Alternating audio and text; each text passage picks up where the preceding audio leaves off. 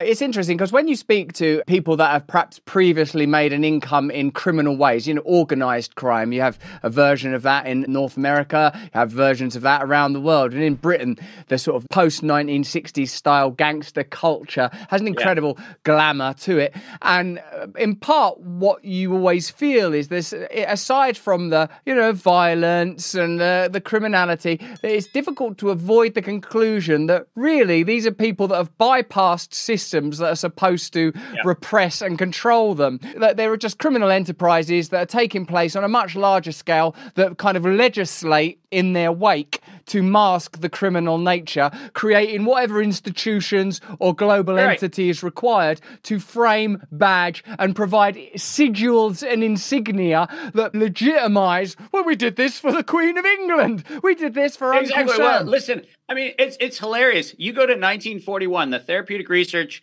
Corporation, which was the Therapeutic Substances Act in the UK, and you go back and say, well, hold on a second. You mean that the biggest drug company in the UK set up the regulator for the drugs in the UK? So the company set up the regulator and continues to this day to fund the regulator. It's brilliant. It's so good because this is more creative than the mob could ever be. Because this is not, we get a couple of corrupt cops to look the other way.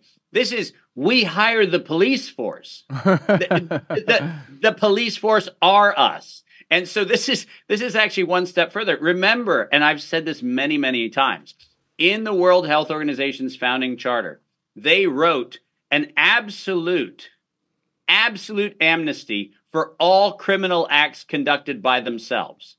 Russell, I don't know how you would feel, but if by fiat, you and I just come to an agreement right now, wave our royal scepter and say, from now on, everything that Russell and Dave do are exempt from any prosecution of any kind in perpetuity. Thank you very much. A few people might raise their hand and go, I wonder if Russell and Dave are up to something. Because it turns out that if you give yourself amnesty from all forms of criminal prosecution, including murder, by the way, let's get clear, by law, no member of the World Health Organization in the execution of anything they said they were doing in their own capacity as a World Health Organization, not a single one of them can not only be tried and prosecuted, they can't even be investigated. I take your premise that even the implementation of such a piece of regulation or legislation, global regulation, and it's extraordinary to see how often global regulation is being proposed these days. Of course, we've discussed the WHO treaty. Of course, we've not touched on Australia attempting to implement a piece of censorship legislation that would, by virtue of their attempts, they say, to bypass the capacities of VPN, be international and global. It's extraordinary. So what you're saying, Dave, is that at the inception of the WHO, they granted themselves somehow amnesty. Now, I wonder if there are examples in the history of the WHO of where that amnesty has been implemented or effective, or where its boundaries might likely be tested. Do you think in the pandemic period, during the HIV crisis, at what points are there likely to have been actions protected by that statute that, were they not offered those protections, they would have been prosecuted for the type of crimes? Well, let's keep it really current. Remember that in 2018, during the Ebola clinical trials run by the World Health Organization in Africa, it was very clear that remdesivir, the drug that was promoted by Dr. Deborah Birx and Dr. Anthony Fauci as a drug for the treatment of COVID, remember that in 2018, the World Health Organization, in its infinite wisdom and high morality, decided that remdesivir was actually too lethal to inject into Africans. And that is because the fatality rate of people exposed to remdesivir in the Ebola trials was 53%. And the bad news about that number is that Ebola doesn't kill 53%. You get over Ebola. You don't get over remdesivir. 53% of the people given that drug died.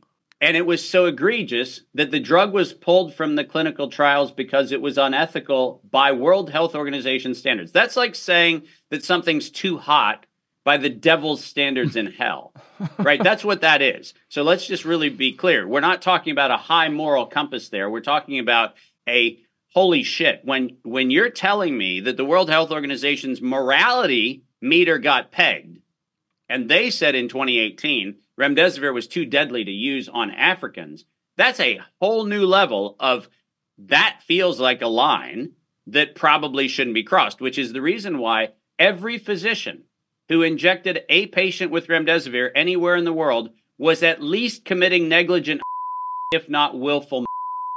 And because it was a standard of care during an emergency, you could people. Once again, it's not an allegation I'm making, it's an accusation I'm making because the facts were all available. Every physician could have read the exact same documents I read. Everyone could have read the World Health Organization's interim report, which said that regardless of viral load, people that got remdesivir were killed. That means, Russell, the World Health Organization people without Ebola in the clinical trial. Them. Do you see that as somehow pertaining to the type of themes you refer to in much of your discourse elsewhere? Do you see that as being an outlier event, an anomaly, an aberration, or do you see that as being part of a broader scheme that the WHO is participating in? There's no question that, like any other theater of social engineering, the more egregious the crime, to steal a page from Plato. Remember, he talks about the fact that, if a simple thief steals a loaf of bread, we call him a thief. If an organized group of young people steal a bunch of loaves of bread, we call it Oliver Twist. But there's a certain level at which a crime becomes so egregious that the sum of our emotional and spiritual awakening to the egregious nature of the crime is seared in its consciousness, and we actually start marveling at its audacity. We go from seeing a crime to pondering how somebody could have pulled it off, right? Think of a serial killer, right? One person kills one person, it's a murder. One person kills 10 people, we go, well, that was effort. One person kills 100 people, and we start going, let's do a Discovery series on the mind of a serial killer. But when one person kills 1,000,000 people, we don't have 1,000,000 moments of consternation. We actually, as Plato observed, we flip the crime on its head and we start marveling at its audacity.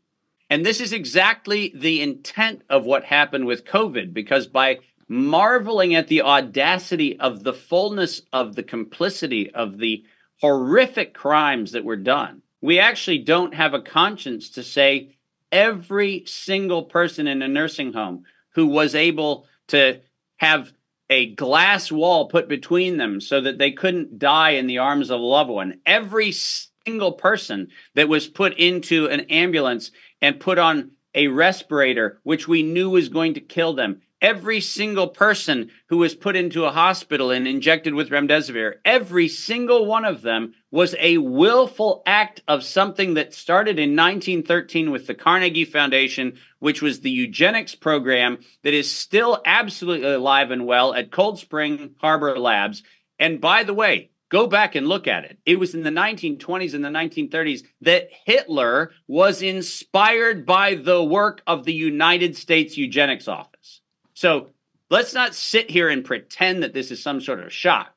Our willingness in the name of what we call public health and in the name of what we call science, our willingness to murder people, and I don't mean, oh, it was an accident kind of thing. I mean stuff like in 1920, when we went to orphanages and we poisoned children with radioactive oatmeal so that we could watch how they die in the United States. That was not a concentration camp exercise. That was funded by and supported by the Eugenics Research Office here in the United States. That was injected digoxins. That was injected all kinds of other toxins. That was radiation exposure. And we did that with impunity on, are you ready for this? Orphans. Yes. In the 1960s, in the United States and in the UK, we had debates on whether it was ethical to use the incarcerated population for lethal drug studies because they were doing their time for society anyhow, so let's go ahead and kill them. Hey, thanks for watching. If you want to see more uncensored content where free speech can flourish, join our live stream. Click the link right here to watch the next video if you want to, or become a member of a growing movement. Download the Rumble app and you'll be informed every time we make a new piece of content. Stay free.